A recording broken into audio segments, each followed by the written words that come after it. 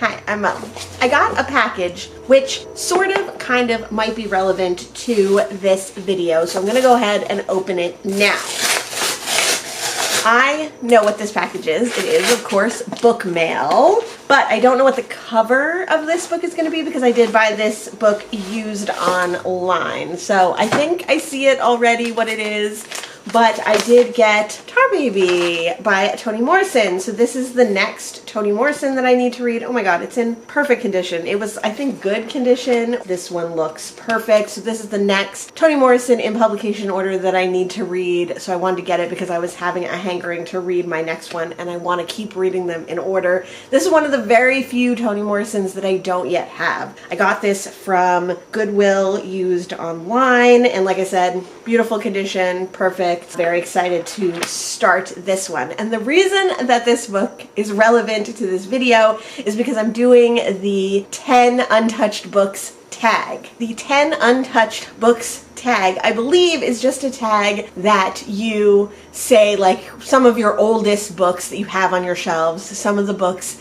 that you still want to read but are untouched. They're books that you haven't read. I first saw this tag on Aaron Facer's channel. He's a great channel and great for doing tags and having lots of videos. I always need to catch up on his videos because he's very consistent making videos. I think he just picked 10 books that he had on his shelf for a really long time, like maybe his 10 oldest books. I don't think you have to pick your 10 oldest books, but I think these are 10 books that you haven't read, don't have any plans to read anytime soon, but still want to read. I don't know who originally made this tag, but if it's linked in Aaron's video, I will also link it in mine. I thought it would be fun to go through my oldest recently acquired books spreadsheet tab. When I made this tab, like when I made my recently acquired books spreadsheet, which I call my RAB spreadsheet, I had already read a lot of books. I'd already been making YouTube videos. Well, I guess it was in 2022. So I'd been making YouTube videos. I'd been making booktube videos for 2 years. I'd been collecting books for 2 years. And I originally started my RAB spreadsheet so that I could see all the books coming in, keep track of everything. But of course, I had books that were already on my physical TBR. These are only physical TBR books. And there are quite a few books that I've already read on here. And there's also quite a few books that I've put down in the basement. So periodically I will go through my TBR and I will remove books from my TBR and put them into storage, or I will get rid of them or whatever. But most of these I think have gone down into the basement and they haven't been unhauled. So you can see I have the amount of books. It looks like total on this spreadsheet I had 126. For all my other spreadsheets, I hide the books that I've read throughout the years, but for this particular tab, I don't do that. So all the books are on here. So books that I read in 2022, 2023, 2024, books that I've read after making the spreadsheet are all still on here. So you'll see quite a few of those. And then I have what month that I read them in, how much I hauled in that month, how many books I read in each month, if I unhauled them, if they actually appear on the spreadsheet in another place, because sometimes that does happen. But so I wanted to go through these books. There's obviously more than 10 books on here that I have not read, but I thought what might be cool is to pick 10 books and try to read this down over the next few months of the year. So starting off strong, we have Hannibal and Hannibal Rising. So those are the last 2 books in the Hannibal Lecter series by Thomas Harris. And I have been wanting to read these. I just have to be in the right mood for them because they are quite dark and heavy. But I do think Hannibal should be one of the books that we choose for this list. So let's just like distinguish them by putting a little border around them. Then we have Dead by Morning by Dorothy Simpson, and I think there's another Dorothy Simpson, at least one on here as well. The Dorothy Simpson series, which is a detective series. I'm blanking on his name, but I read these out of order, but I read like the oldest ones first if I can. So I don't know where in the series this one is, but I might end up reading one of these. Unclear. The Information Officer by Mark Mills. I don't know what this one is about, but I do love Mark Mills books and I haven't read one of his in a long time. And his books are like really captivating.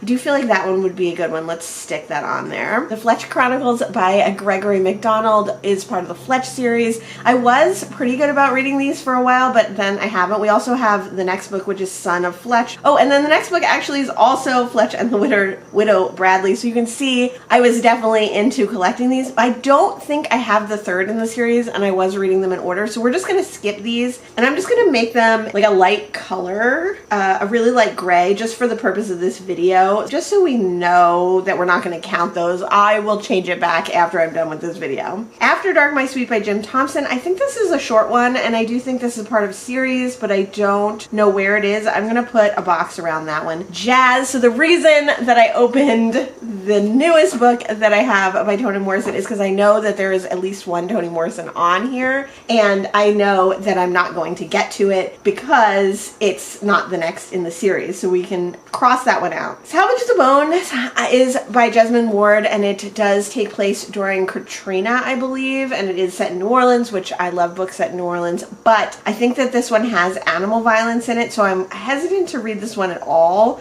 but I am still keeping it on my TBR. Fresh Complaints is a short story collection by Jeffrey Eugenides. I really love The Virgin Suicides, which I've read multiple times, but I DNF'd Middlesex, so this might be a really good one to put on here so that if I decide I want to DNF it, we can get rid of it, and maybe Jeffrey Eugenides was just a single book author for me, who knows. Caribbean short stories, I am not going to read. It's like a gazillion short stories. I do want to get to it at one point, but it's going to take me a very long time. Quicksilver is by a Japanese author. I cannot remember the author's name. Obviously, I don't have it here. It is a Japanese translated work. I'm gonna put a border around this one as well. That's a maybe. More Fletch books here. We don't need those. Raccoons Are the Brightest People by Sterling North. This is a nonfiction book about owning raccoons or having raccoons as pets. And I did actually try to read this a few months ago or a couple of months ago, and it was really tiny font and really long. So I'm going to say no to that one. Very Good Jeeves by P.G. Woodhouse is one of the Jeeves and Wooster books. I love the Jeeves and Wooster books. I've read quite a few of those.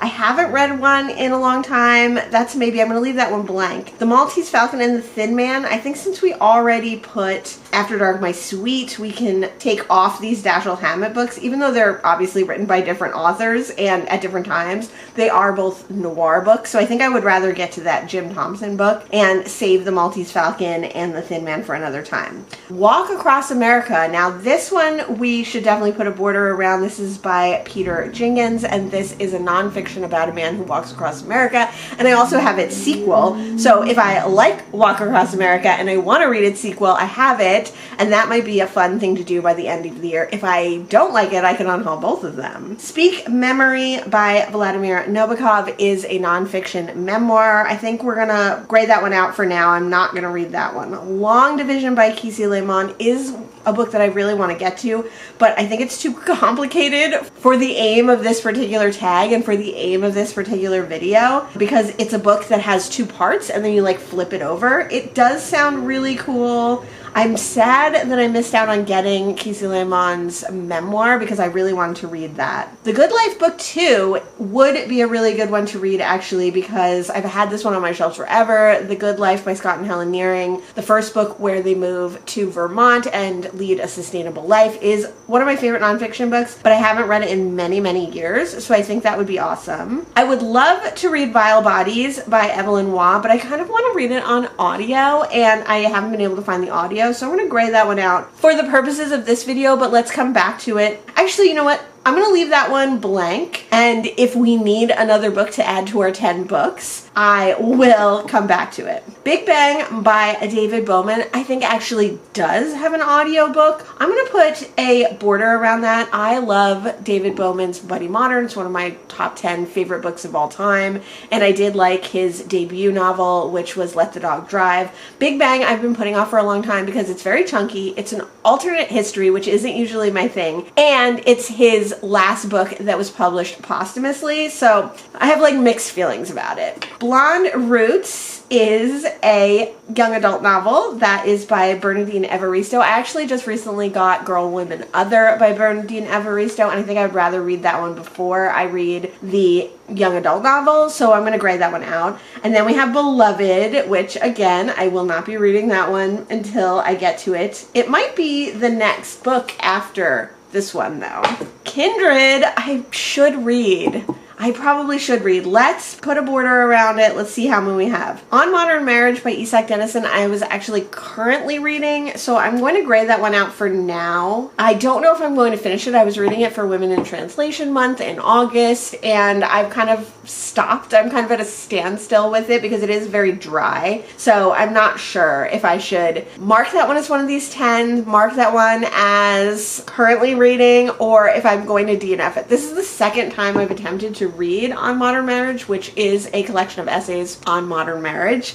But I think even if I DNF'd it, it would still always be a DNF for now, but I might DNF it and take it off my TBR, put it on my red shelf with my other Isak Dinesen books as like a collection book, and then come back to it if I'm in the right mood. Brain on Fire would be a good one to read. This is a memoir of a woman who had a mental illness and went into a mental health facility, and I think it was one of the first books like that that became really popular. I have read Darkness Visible or whatever that one is. I have read some other memoirs like this, but not exactly, so this one might be a good one to just read. It's also very short, so it may be good to read and just get off the TBR. Be Here Now by Ram Dass is a weirdly formatted book. It is a book about being present and spirituality. I don't think I'm really in the mood for that one. The Cat Who Went to Paris by Peter Gethers is the sequel. I do have the first, which I think is The Cat Who Went Abroad, so I think I should read the first one first, so let's grade that one out. The Book of Drugs by Mike Doughty is a memoir of the singer-songwriter Mike Doughty, who was the lead singer of Soul Coughing, who I love, who I've seen live. Totally great. I should put a border around that. It should be included in the 10. I know it has something gross on the cover, and that's part of the reason that I haven't wanted to read it. I should just get over that and clean the book, and then, like, an actual gross thing. Not that the cover itself is gross, but there's something gross on the cover, and I just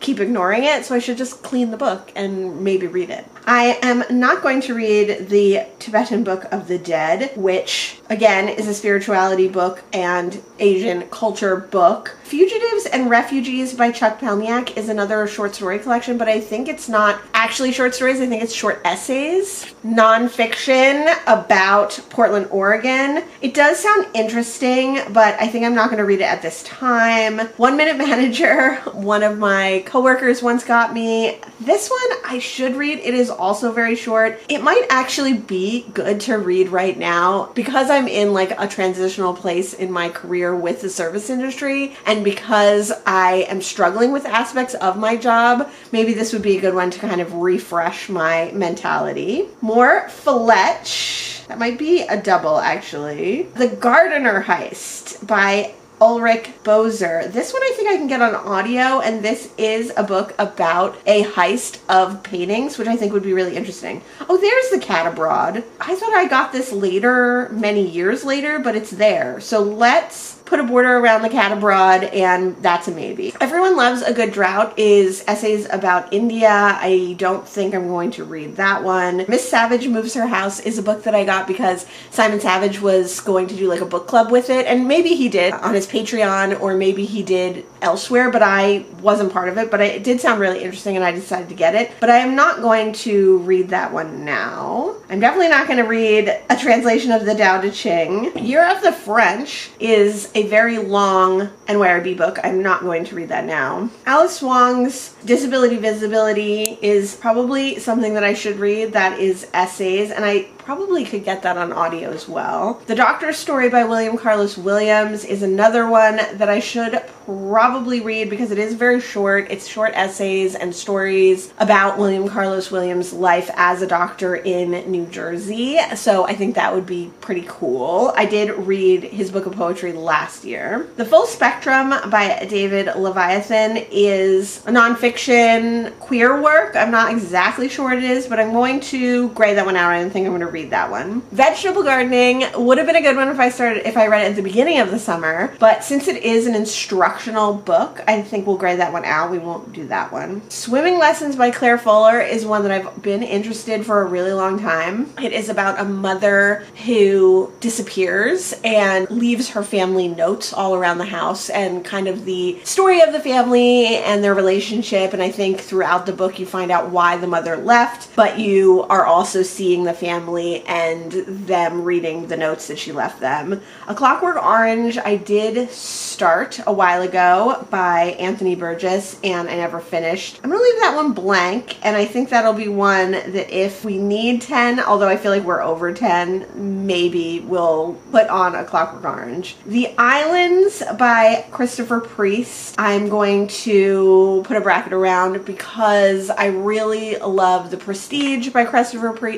Priest, and I have The Inverted World, so it would be good to get to this one and see what it's about. I think it's cli-fi. The Blind Countess's New Machine is a really short book. This is by Carrie Wallace, but I've tried to read it a couple times and I haven't been successful, so I think it's just not the time for me, so I'm going to grade that one out. Beneath the Wall by Herman Hesse. I don't know what it's about. I love Siddhartha by Herman Hesse, but I don't know if I am in the mood for a Herman Hesse book, although that is a translated work, so it might be good. Maybe we'll leave this one blank and see how many we have. And then The Boat That Wouldn't Float by Fairleigh Mowat is one of Fairleigh Mowat's non-fictions. I love Never Cry Wolf by Fairleigh Mowat, but I don't think I'm going to read it, and I do have quite a few non-fictions on this list already. So let's see where we're at with our bordered options and see how many we have, and then narrow them down.